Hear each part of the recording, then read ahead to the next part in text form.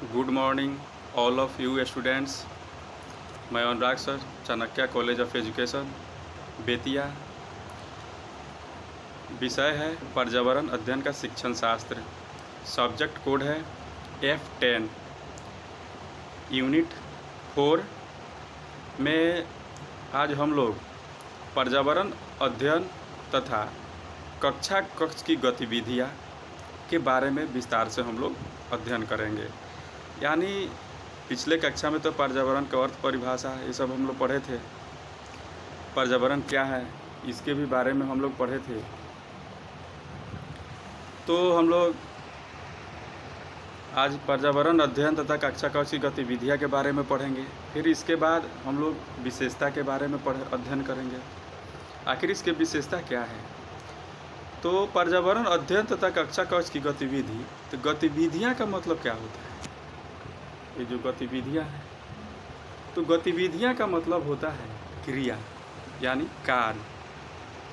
तो जो हम लोग क्रिया करते हैं, हाव भाव, हिलना, डुलना, खेलना, कूदना, वो सब क्या है, गतिविधियाँ ही।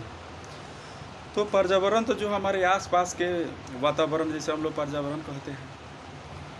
लेकिन पर्यावरण अध्ययन तथा कक्ष की गतिविधियाँ में हम लोग किस किस तरह से गतिविधि कर सकते हैं, कौन से गतिविधि नहीं कर सकते हैं, उसके गुण धर्म क्या है, इसके बारे में अब हम लोग जानेंगे।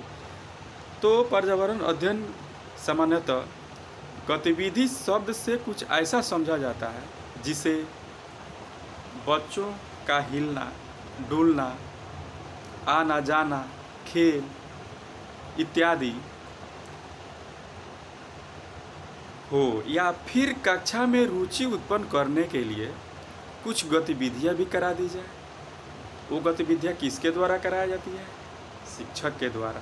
इसमें शिक्षक, शिक्षार्थी सब मिल कर के यह कार्य करते हैं और शिक्षक के द्वारा ही कोई भी गतिविधियाँ कराई जाती है, जिसे छात्र उसके दिशा निर्देश में वह कोई भी कार्य, खेल वगैरह सब कर सकता है।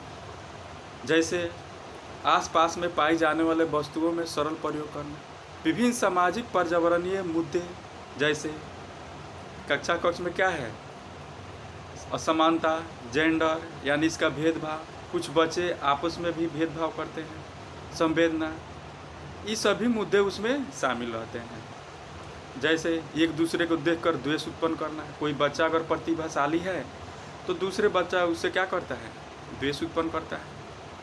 तो क्या होता है, ये सब भेदभाव उसमें उत्पन्न होती है, लेकिन उसे दूर करनी चाहिए। इससे क्या है, जैसे एक साथ जैसे मिड डे मील प्राथमिक स्कूल में बन रही है, तो उसमें क्या है कि सभी बच्चे क्या है, सभी धर्म जाति के बच्चे एक साथ बैठ करके वहाँ भोजन करते हैं मिड डे मील में। तो उसमें क्या है, वहाँ कोई भेदभाव उत्पन्न नहीं हो रही है। तो ये सब क्या है, कक्ष बहुत सारे मुद्दे भी होती है। इसलिए छात्रों के कक्षा शिक्षण में रुचि उत्पन्न करने के लिए विभिन्न प्रकार की गतिविधियाँ, यानी गतिविधि का मतलब क्रिया, शिक्षकों के द्वारा कराई जाती है। तो कौन सी गतिविधि कराई जाती है, कौन नहीं कराई जाती है, उसके गुणधर्म क्या है, अब इसके बारे में हम लोग जानें कि आखिर शिक्षक के द्वारा कौन सी गतिविधि कराई जाती है, नहीं कराई जाती है।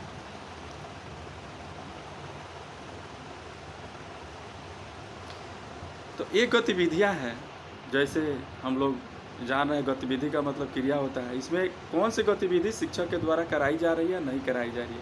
तो गतिविधि नहीं है, तो कौन से शिक्षक के द्वारा गतिविधि नहीं है, ये सब है। जैसे शिक्षक याद करना बच्चों के लिए, रट कर नियम सीखना, दोहराना, नकल उतारना, शिक्षक द्वारा प्रदर्शन, यानी कोई भी कार्य शिक्षक अपने प्रदर्शित करती है, उसके लिए है। तो यह गतिविधि नहीं है। कैसे, तो याद करना, बच्चा क्या है, स्वयं अपने याद कर रहा है, वो तो किसी के द्वारा कराया नहीं जा रहा है। तो क्या ये गतिविधि है, नहीं है। रट कर नियम सीखना, यानी कोई भी विषय वस्तु या टॉपिक हो, पन्ना पर लिख करके हम लोग क्या करते हैं, रटते हैं। तो क्या ये गतिविधि है, नहीं है। दोहराना, किसी चीज़, कोई भी वस्तु को हम लोग क्या करते हैं, रिपीट करते हैं, दोहराते हैं, याद करते हैं। क्या ये गतिविधि है? नहीं है। नकल उतारना, किसी के कॉपी में से कोई विद्यार्थी क्या करता है? लिख रहा है, देख करके नकल उतार रहा है, यह गतिविधि नहीं आती है। शिक्षक द्वारा प्रदर्शन, कोई भी कार्य शिक्षक के द्वारा प्रदर्शन अगर किया जाता है, क्या वो गतिविधि है? नहीं है। तो यह गतिविधि के श्रेणी में नहीं आता है। ये जो है इसे आप लोग स्क्रीनशॉट भी कर सकते हैं। अब है अगला गतिविधि के गुणधर्म, यानी अब गतिविधि के गुणधर्म के बारे में हम लोग जानेंगे। तो गतिविधि क्या गुणधर्म हो सकती है? तो किसी अभूत अवधारणा को ठोस रूप देना, किसी साधन का उपयोग होता है, कोई खेल हो सकता है, भाग दौड़ उठना बैठना, क्या यह गतिविधि के मुख्य रूप से गुणधर्म है। किसी अभूत अवधारणा को ठोस रूप देना, यानी अवधारणा का मतलब है कॉन्सेप्ट, संप्रत्यय, यह अवधारणा है, प्रत्यय भी कहीं दिया रहता है। तो ये क्या है? उसको एक संक्षिप्त रूप में, छोट रूप में देना है। कोई बड़ा टॉपिक उसको छोटा कर देना। अगला है किसी साधन का उपयोग होता है, यानी जब हम किसी कक्षा के समझाते कोई ना कोई साधन का उपयोग हम लोग करते हैं, तो क्या उसके गुणधर्म है? कोई खेल हो सकता है, या बच्चे स्वयं खेल खेल लेते हैं, अकेले खेल सकते हैं? ऐसा नहीं होती है। वह कभी भी किसी के दिशा निर्देश में, शिक्षक क्या करता है, शिक्षा के दिशा निर्देश में या शिक्षार्थी या खेल को, अपनी गतिविधियों को वह कराता है। ठीक है। कोई खेल हो सकता है तो किसके द्वारा है? कोई भी खेल गतिविधि में आ सकता है। बच्चे प्राथमिक विद्यालय में टोली समूह में खेलते हैं, विद्यालय में, घर के आसपास, किसी फील्ड में, कोई भी खेल वो अपना रुचि के हिसाब से वह खेलते हैं।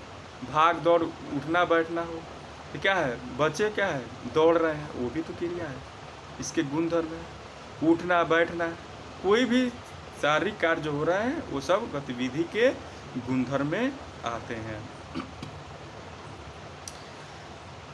अब है गतिविधि की खूबियाँ।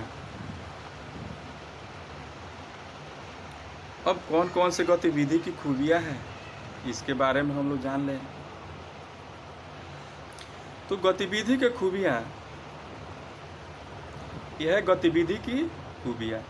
तो अभी कौन कौन सी इसकी खूबी है? जो गतिविधि, जो क्रिया हम लोग कर रहे हैं, कार्य जो कर रहे हैं, इसकी खूबी कौन कौन सी है? तो सबसे पहले शिक्षक के द्वारा रुचि उत्पन्न करना। तो रोचक में क्या है? यह पॉइंट है आप लोग गतिविधि के, इसको जैसे दीर्घ उत्तरीय प्रश्न अगर आएगा तो इसे आप लोग पॉइंट बना सकते हैं। गतिविधि की खूबियाँ, तो गतिविधि की खूबियाँ में क्या क्या आ सकते हैं? कौन कौन से पॉइंट हो सकते हैं? तो रोचक, सार्थक, क्षमता के अवसर, चुनौती व संघर्ष, सोचने की गुंजाइश। तो रोचक, तो वह क्या है? शिक्षक किसी शिक्षार्थी को रुचि उत्पन्न करता है, रोचकता खेल को बढ़ाता है। जितने ही खेल में रोचक बढ़ेगी उतने ही खेल में क्या होगे? आनंद आएंगे। तो वो क्या है? बालक का उसमें मन लगेगा खेलने में। सार्थकता, यानी जो गतिविधि कर रहे हैं वो सफल हो जा रही है, वो सार्थक हो जा रही है।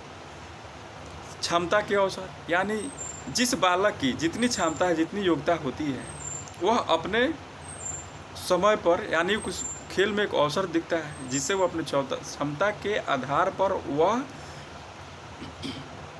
खेल को अवसर प्राप्त कर लेता है। चुनौती व संघर्ष, कोई भी कार्य क्रिया हो रही है उसमें क्या है? एक चुनौती होती है, किसी चीज़ को क्या है? संघर्ष होती है, मेहनत होती है। उस मेहनत के द्वारा बालक अपने वह लक्ष्य को प्राप्त कर लेता है। सोचने की गुंजाइश, यानी खेल में हो या चाहे कोई भी कार्य हो, पढ़ाई लिखाई हो, क्या है उसमें बालक क्या सोचता है, वो सोच करके कोई भी कार्य को करता है, करे नहीं करे, तो उसके सामने क्या है? सोचने की एक क्षमता, मेंटल डेवलपमेंट भी बढ़ती है, मानसिक विकास भी बढ़ती है, जिससे क्या है? सोच करके कोई कार्य को वह कर लेता है। अब यह गतिविधि कौन कर सकता है? यह गतिविधि कौन करता है? क्या कोई बच्चा अकेले भी तो कर सकता है, या टोली समूह में भी कर सकता है? तो गतिविधियाँ कौन कर सकता है? एक छात्र या छात्राएं अकेले भी खेल कर सकते हैं।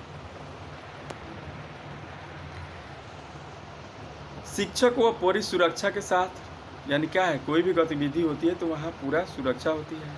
जैसे क्रिकेट का खेल हो रही है, उसमें क्या है, हेलमेट लगाते हैं बैट्समैन, जो एम्पायर होते हैं वो भी हेलमेट लगाते हैं, पूरे पैड वगैरह लगाते हैं पैर में, चोट न लगे।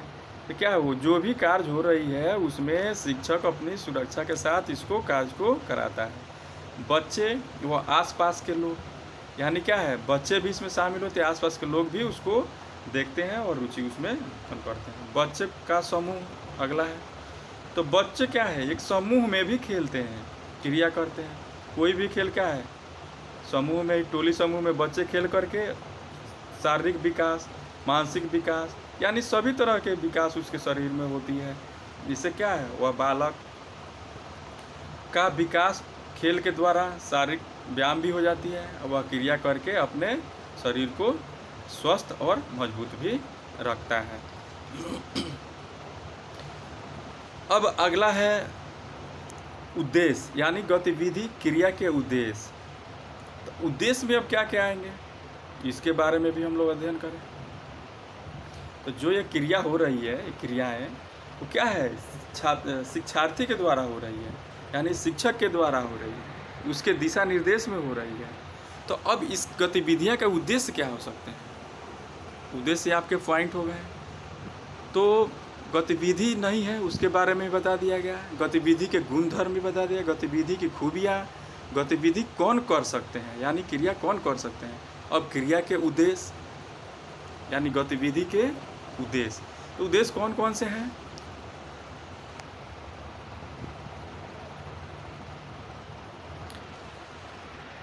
तो उद्देश्य में संघर्ष की शुरुआत करवाना, यानी क्या है, वह शुरू में या लास्ट में कोई भी क्रिया हो रही है उसमें शिक्षक शिक्षार्थियों को एक संघर्षपूर्ण कार्य करवाता है। जितने भी संघर्ष होते हैं उतने ही सफलता मिलती है। दूसरा है किसी अवधारणा का अभ्यास, यानी किसी अवधारणा का संप्रत्यय, अवधारणा का मतलब संप्रत्यय, कॉन्सेप्ट इसका इंग्लिश हुआ। तो उसके जो पूरे डिटेल होती है नीचे, उसका भी अभ्यास कराया जाता है। अगला है किसी क्षमता के विकास, यानी किसी क्षमता के विकास, उस बालक के जो क्रिया कर रहे हैं उसको कितनी क्षमता है, कितनी शक्ति है उस कार्य को करने के लिए वो सफल हो सकता है। किसी अवधारणा का मूर्त रूप प्रस्तुत करना, यानी जो भी अवधारणाएँ हैं मूर्त अमूर्त, जो आप लोग पिछले कक्षाएँ में पढ़े हैं, जो हमें साक्षात रूप से प्रकट हो रही है मूर्त है, जो नहीं है उसको नहीं है। अगला है किसी विचार की ज़रूरत महसूस करना, यानी कोई भी कार्य करने के लिए हम लोग क्या करते हैं, विचार विमर्श करते हैं, उसका एक नियम बनाते हैं, सोचते हैं। तो विचार विमर्श को ज़रूरत महसूस करना क्या उद्देश्य।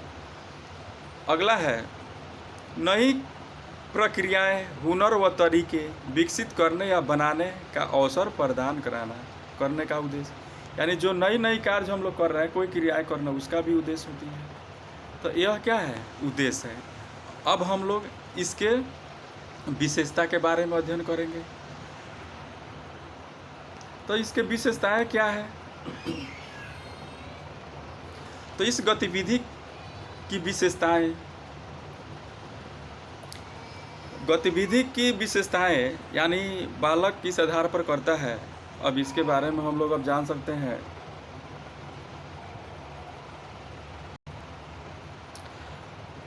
तो मुख्य रूप से यह गति क्रियाएँ विशेषताएँ निम्नलिखित है। तो गतिविधि के एक नंबर में है, गतिविधि में मानसिक प्रयास भी शामिल होता है।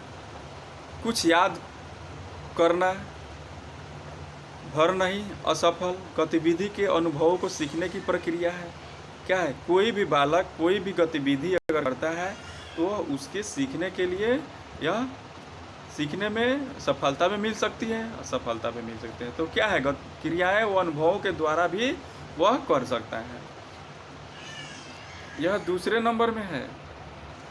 बच्चा अकेले या समूह में क्रिया की सक्रिय भागीदारी सुनिश्चित करती है। यानी जो भी बालक है वह अकेले या समूह में भी वह क्रिया को कर सकता है और वो अपने कार्य को सुनिश्चित कर सकता है। तीसरे नंबर में है गतिविधि को प्राकृतिक दिलचस्प होती है। यानी जो ये गतिविधियां हैं, जो क्रियाएं हो रही है, यह क्या है, बालक प्राकृतिक रूप से उसमें रुचि उत्पन्न करता है, दिलचस्पी होती है, तब वह उस कार्य को कर सकता है। 4 नंबर में है गतिविधि में भौतिक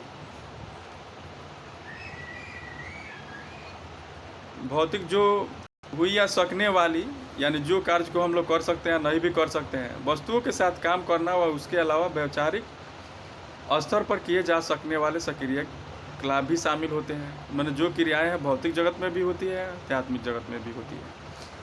उसके